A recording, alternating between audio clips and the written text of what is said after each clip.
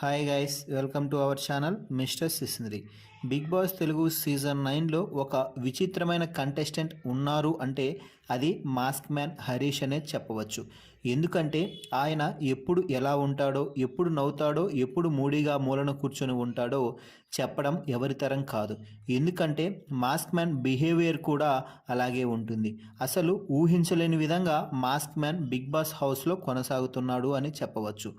మొదటి వారం కొన్ని గొడవలతో టాప్ ప్లేస్లోకి వెళ్ళిపోయినటువంటి మాస్క్ మ్యాన్ ఆ వీకెండ్ నాగార్జున కోటింగ్తో 3 రోజుల పాటు మంచమెక్కి అలిగి కూర్చున్నాడు.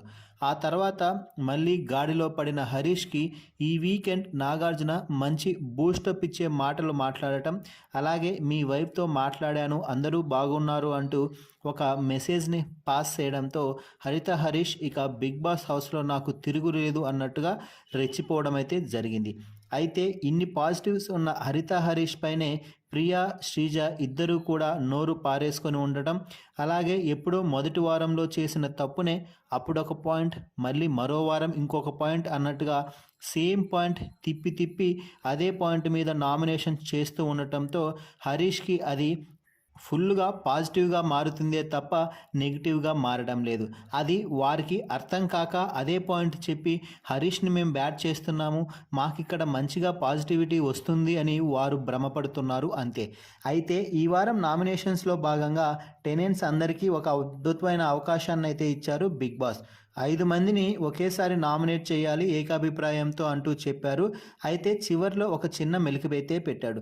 అది ఏమిటి అంటే 5 మందిలో కనీసం ఒకరైనా టెనెంట్స్ ఉండేలా చూసుకోవాలి అంటూ చెప్పడం అయితే జరిగింది.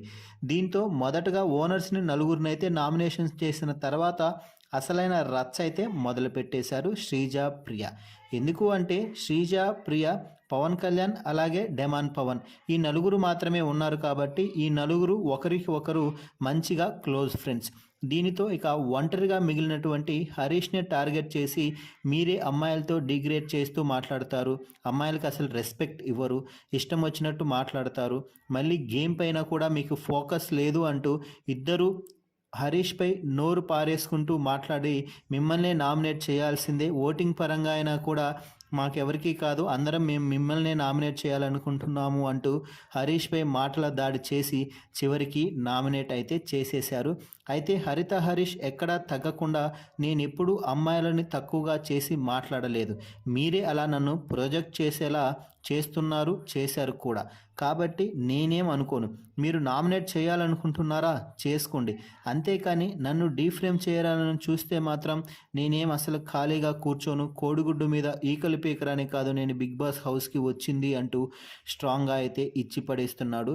ఈరోజు హరీష్ ఎపిసోడ్ టెలికాస్ట్ అయిన తర్వాత మనోడి గ్రాఫ్ ఎవరు ఊహించలేనంత పెరిగిపోతుంది అనడంలో ఎటువంటి సందేహం అక్కర్లేదు.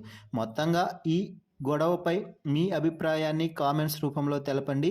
మరిన్ని బిగ్ బాస్ లైవ్ అప్డేట్స్ కోసం మన ఛానల్ని చూస్తూ ఉండండి. Please subscribe our YouTube channel mister సిసింద్రి.